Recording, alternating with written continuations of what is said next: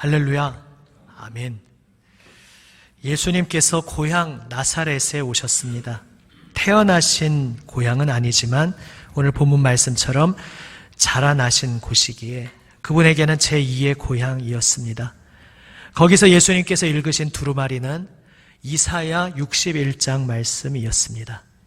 이 말씀의 배경이 두 번째 출애굽 사건입니다. 두 번째라는 것이 무슨 의미겠습니까?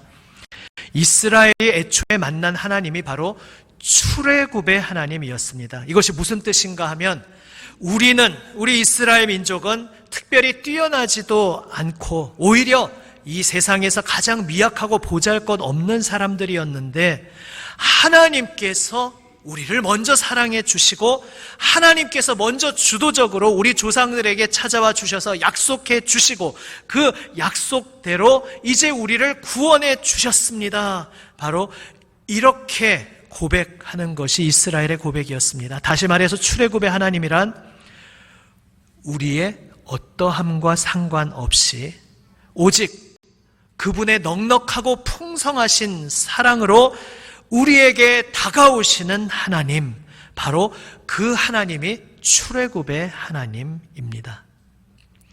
하지만 그 후에 이스라엘의 역사는 어땠습니까? 한량없는 사랑을 받았지만 그 사랑이 얼마나 귀한 사랑인지 깨닫지 못했습니다. 또한 입교도 동일한 의미를 가지고 있지만 특별히 그들은 만났는데 하나님께서 만나주시고 두 팔 벌려 다가오시는데 이 세상에서 잘못된 것, 엉뚱한 것 붙잡고 달려가는 것들 기웃거리면서 거기에 엉뚱한 곳에 마음을 바치다가 자신들을 사랑하시고 불러주신 하나님의 마음을 저버리고 말았습니다. 그리고 생명이신 분을 떠난 결과는 죽음뿐이었습니다. 그들은 마른 뼈처럼 완전히 말라 비틀어진 죽음의 골짜기에 처한 그러한 존재가 되었습니다. 그런데 놀랍게도 구약 성경의 이야기는 그럼에도 불구하고 하나님께서는 배역한 그들을 포기하지 않으셨다는 말씀입니다. 그것을 두 번째 출애굽이라고 표현합니다. 구약 성경을 요약하면 이렇게 말할 수 있습니다. 하나님께서 사랑하시는 백성을 택하셔서 출애굽 구원을 행하셨으나 그 백성이 어리석게도 그 하나님을 저버리고 떠났는데 그럼에도 불구하고 하나님께서는 그들을 용서하시고 다시 그들에게 다가오시며 두 번째 출애굽을 약속하셨다. 바로 여기까지가 구약 성경의 이야기라 말할 수 있습니다. 두 번째 출애굽의 하나님은 어떠한 하나님이십니까?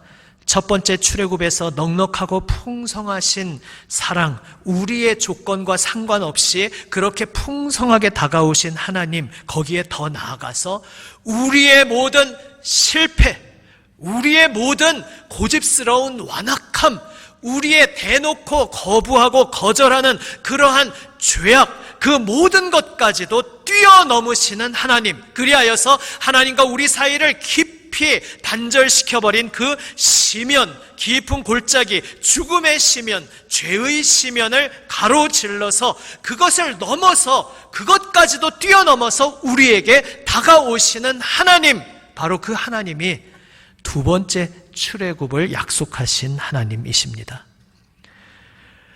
그 하나님이 약속하신 대로 드디어 그 약속을 오늘 우리 가운데 성취하셨다.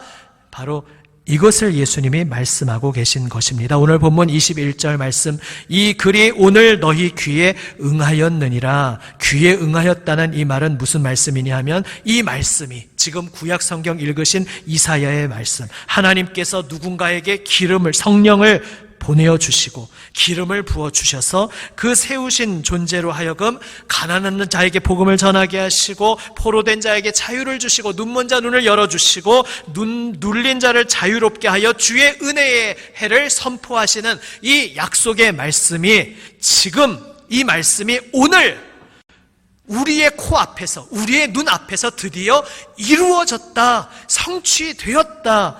바로 이것을 예수님께서 말씀하신 것입니다. 그래서 다음 주에 이제 그 부분은 더 자세히 보시겠지만 충격을 받을 수밖에 없는 정말로 믿기 힘든 놀라운 말씀이었습니다. 좋은 기대와 약속에 대한 소원은 가질 수 있습니다. 하지만 지금 내 눈앞에서 그것이 이루어졌다, 그것을 받아들이는 것은 또 다른 차원입니다. 그런데 예수님께서 그것을 선언하시며 지금 드디어 하나님의 모든 약속이 우리의 눈앞에서 이루어졌으니 기뻐하여라. 그 약속의 자리 앞으로 뛰어들어오라. 하나님이 두 팔 벌리고 모든 약속을 이루시고 이 앞에 와 계시니 그분 품으로 뛰어들기만 하면 된다. 예수님께서 이것을 말씀하신 것입니다. 예수님은 그래서 이 글이 오늘 너희 귀에 응하였다, 하나님 이 말씀이 오늘 너희 눈앞에서 성취되었다 말씀하실 때 이루 말로 닿을 수 없는 감격에 사로잡혀서 기쁨으로 이것을 외치고 계신 것입니다. 이 땅에서 이것과 우리가 빗대어서 생각할 수 있는 감격이 어떤 것일까 생각해 보니까 이런 것들이 떠오릅니다. 하나는 사랑하던 연인들이 주위에 반대가 있었을지도 모릅니다. 환경적인 여러 가지 어려움이 있었을 수도 있습니다. 서로의 관계 속에서의 많은 고비가 있었을 수도 있습니다. 그런데 그 모든 어려움을 극복하고 뛰어넘어서 마침내 드디어 서로를 향하여 마주서서 당신은 저의 모든 것입니다, 저는 당신의 모든 것입니다, 이렇게 서로를 향해 고백하며 드디어 혼인 예식을 치르는 바로 그 감격, 얼마나 이루 말로 닿을 수 없는 기쁨의 감격이겠습니까? 바로 그러한 감격.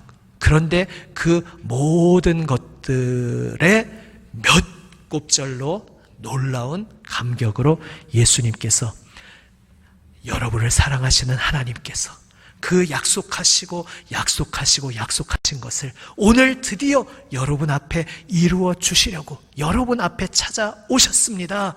예수님이 이것을 말씀하고 계신 것입니다. 또 우리 민족은 광복의 경험을 알고 있지 않습니까? 비록 간접 경험, 이제 세월이 지나서 1945년에 이 땅에 아직 태어나지 않았던 분들이라 하더라도 그 역사를 배우며 그것이 얼마나 말로 닿을 수 없는 감격인지, 내가 이 땅에 태어났다는 이유만으로, 이 민족의 일원이라는 이유, 그것만으로 내가 잘하고 잘못한 것 관계없이 차별당하고 짓밟히고 억울함 당하고, 언제 우리 단란했던 우리 가족이 해체되고 누군가 잡혀 끌려가고 남의 의지에 의해서 그렇게 모든 것이 끝장날지 모른다는 불안함과 공포 속에 살아가던 그 모든 것이 끝나고 드디어 해방이 찾아왔다는 그 광복의 기쁨이 얼마나 이루 말로 닿을 수 없는 감격이겠습니까? 바로 그러한 감격. 그런데 그 모든 그 감격의 몇 곱절의 놀라운 감격으로 주님께서 지금 사람들 앞에 서서 외치고 계신 것입니다. 주의 은혜의 해를 전파하게 하려 하심이라. 은혜의 해는 구약에서 말하는 희년입니다. 50년마다 희년이 찾아올 때 포로로 노예로 끌려갔던 이스라엘 사람도 무상으로 다시 풀려나서 자유인이 되고, 원래 땅은 팔 수 없게 되어 있는데, 왜냐하면 하나님이 지주시기 때문에 온 이스라엘은 소작농이고, 그래서 하나님이 소유 주시고 나는 하나님의 땅에 몸붙여서 그 땅을 경작할 뿐입니다 하면서 하나님께 열의 하나를 바치고 또 하나님께서 주시는 모든 것을 감사하며 누리는 그 삶을 고백한 것이 바로 이스라엘이었는데, 너무너무 곤궁한 형편에 임시로 땅을 팔 수밖에 없는 상황이 있었습니다. 그래도 희년이 오면 무상으로 그 팔려갔던 땅이 다시 원주인에게 돌아오는 것이 바로 희년이었습니다.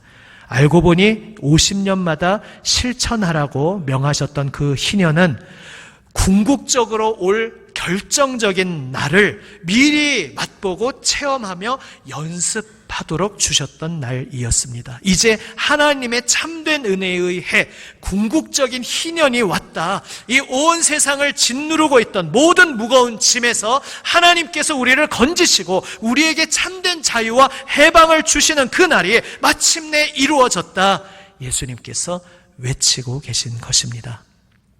이 감격의 외침이 바로 오늘 여러분 한 분 한 분에게도 주님께서 사랑으로 들려주시고 외치고 계신 음성이라는 사실을 믿으시기를 바랍니다. 그 음성 들려주시기 위해서 예수님께서 이 땅에 오신 것입니다.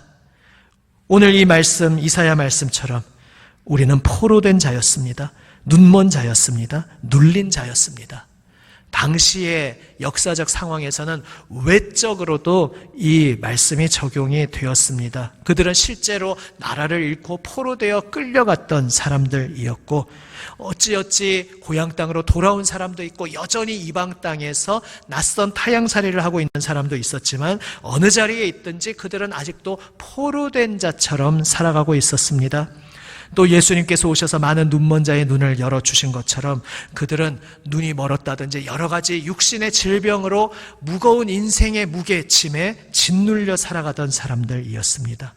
눌린 자, 그들은 그 말로 다 할 수 없는 압제하에서 또 인생의 고단한 혹독한 환경 속에서 내가 어찌 살아가야 할지 모르고 내일을 기약할 수 없이 소망을 갖지 못하고 희망 없이 살아가던 사람들이었습니다. 그런데 외적인 것만이 아닙니다. 우리 주님께서 오셔서 주님께서 우리에게 들려주시는 음성을 우리가 듣고 보니 우리가 영적으로 포로된 자였음을 발견하게 됩니다. 우리는 죄의 노예가 되어 죄의 포로가 되어서 무기력과 절망의 사슬에 묶여 있었습니다. 죄의 포로가 되었다는 것은 내가 선하게 살고 싶은데 정작 내 말과 행동은 선하게 사라지지 않더라는 것입니다. 내가 정말 내 마음속 이상 속에서는 하나님을 사랑하며 하나님을 잘 섬기며 하나님께 영광 돌리며 살고 싶은데 정작 펼쳐지는 내 인생은 그렇지 못하더라는 것입니다. 아니, 하나님을 알기도 전에는 아예 사랑할 생각도 없었던 사람들입니다. 이러한 죄의 노예에 있는 우리에게 예수님께서 찾아오셔서 그분의 피값으로 그 생명값으로 우리를 속량하시고 우리를 사주시고 우리를 자유케 하셨습니다. 그리하여 이제는 기쁨으로 하나님을 사랑하고 하나님을 섬길 수 있는 자리로 부르셨다. 우리의 눈앞에 서 계신 예수님께서 내가 이제 너를 자유케 하노라 말씀하고 계신 것입니다. 우리의 눈이 어두워져 있었습니다. 우리가 멀쩡히 육신적으로 눈을 뜨고 돌아다니는 것 같지만 무엇이 참된 것인지 분별하지 못하고 이리저리 헛된 곳을 헛다리 짚으며 방황할 때가 많습니다.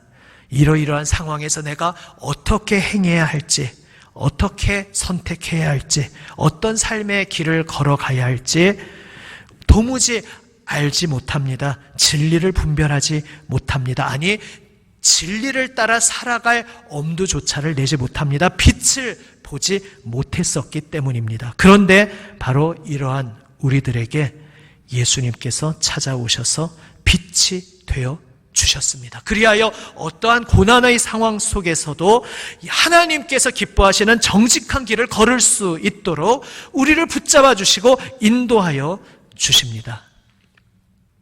우리는 무거운 권세 앞에 눌려서 주저앉아 있었던 사람들이었습니다. 그것은 나의 생명을 빼앗고 내 삶을 망가뜨리려고 하는 그런 어떤 두려움의 대상 때문일 수도 있습니다. 혹은 내 인생 정말 내가 소박하게 꿈꾸는 대로 펼쳐지지 않아서 내 마음에 쌓인 서러움과 억울함, 답답함, 어디 가서 고함치고 하소연하고 싶지만 하소연할 곳도 없는 그러한 우리 마음속 깊이 응어리지고 맺힌 그러한 권세에 우리가 눌려 있을 수도 있습니다. 그저 나는 잘 사람답게 살아보고 싶은데 그렇게 제대로 살 수 없도록 나를 뒤흔드는, 나에게 두렵게 달려오는 여러 가지 환경들의 기생을 눌려서 내가 무언가 꿈꾸고 생각하고 희망할 흉내도 내지 못하게 하는 그러한 것에 짓눌려 살아갈 수도 있습니다. 바로 그러한 우리에게 주님께서 오셨습니다. 용감하게 십자가를 지고 그 죽음을 향해 걸어가는 그 십자가의 길을 끝까지 걸어가시며 부활 승리하셔서 우리 곁에 다가오시고 두려워하지 말아라 말씀하십니다. 내가 이 십자가의 길, 진리의 길을 걷고 하나님 기뻐하시는 길을 걸었을 때 우리 아버지 하나님께서 부활 승리로 허락하신 것을 바라보아라. 나의 부활 승리를 바라보아라. 힘을 내어라. 나와 함께 걸어가는 그 자리에 참된 승리가 있다 말씀하시며 두려워 떠는 우리의 손을 오늘도 꽉 붙잡아 주시고 우리의 등을 쓸어 주시고 우리를 어루만져 주시고 우리를 끌어안아 주시는 분이 바로 우리 주님 예수님이십니다. 오늘 하나님의 말씀이 바로 당신들 앞에, 여러분 앞에 이루어졌습니다. 이 감격의 예수님의 말씀은 당시의 나사렛 사람들에게만 하신 말씀이 아니라 바로 오늘 여러분 한 사람 한 사람에게 하신 놀라운 감격의 선포라는 사실을 기억하시기를 바랍니다. 구약의 많은 선지자들이 이 선포를 생명 걸고 선언하며 달려왔습니다. 하나님이 여러분에게 다시 놀라운 두 번째 출애굽을 허락하실 것입니다 선포했지만 돌아온 것은 백성들의 냉대와 멸시와 돌 던짐과 그리하여 심지어 생명 잃는 죽임당하는 일까지 돌아와야만 했습니다. 그러나 선지자들은 외쳤습니다. 비록 나는 오늘 여러분의 돌에 맞아 죽을지언정 내가 외친 이 승리의 선언을 여러분은 기억하시기 바랍니다. 이렇게 패역하고 완악한 여러분에게 하나님께서 다시 기회를 주시며 다시 여러분에게 다가오신다는 것을 기억하며 그분이 여러분 앞에 섰을 때에 그때에는 그분의 말씀을 절대 놓치지 말고 그분을 거부하지 말고 그분 앞에 온전히 모든 마음을 들이며 엎드리기를 바랍니다. 많은 선지자들은 그렇게 외치며 숨을 거두었고 이제 그 길 끝에 완성의 자리에 우리 주님께서 서셔서 그분 역시 그분 앞에 서 있는 십자가를 보시고 있었지만 알고 있었지만 이 십자가의 길을 통해 나의 죽음을 통해 이 모든 이들에게 하나님의 평화와 하나님의 생명, 하나님의 기쁨이 전해질 것을 확신하셨기에 그분은 기뻐하여라, 기뻐하십시오. 하나님이 여러분에게 다시 오셨습니다. 외치시고 우리를 끝까지 그 손으로 붙잡아 주시고 책임져 주시는 것입니다. 그럼에도 불구하고 여전히 우리 삶 속에 많은 의문과 숙제들이 있습니다. 그것은 다음 주일에 이어서 나눌 것입니다. 오늘 우리가 초점을 맞출 것은 지금 내가 여전히 나를 짓누르는 많은 근심과 염려, 나의 마음을 복잡하게 만드는 많은 일들 속에서도 주님께서 분명히 내 앞에 똑똑히 서 계시다는 사실, 이 한 가지를 기억하시기를 바랍니다. 주님께서 우리에게 새 생명을 주시고 우리를 담대케 하시고 굳게 세우시며 두려워 말아라, 내가 너의 손을 붙잡고 너를 끝까지 인도하여 주겠노라 말씀하시는 그 주님의 말씀을 붙잡고 걸어가는 인생길, 예수님의 십자가에 동참하며 진리를, 그 무엇을 감수하고서라도 진리를 따르는 길이요, 그리하여 그 길에 유일하게 참 평화와 기쁨이, 생명이 있다는 사실을 기억하시며 지금 내 앞에 서 계신 예수님 앞에 이제 두 손 들고 나와 엎드려 주님, 저의 생명을, 저의 인생을 이제 모두 다 주님께 맡겨드립니다. 주님, 저를 붙들어 주시고 책임져 주시옵소서 고백하는 저와 여러분 우리 모두가 되시기를 우리 주님의 이름으로 축원합니다. 아멘.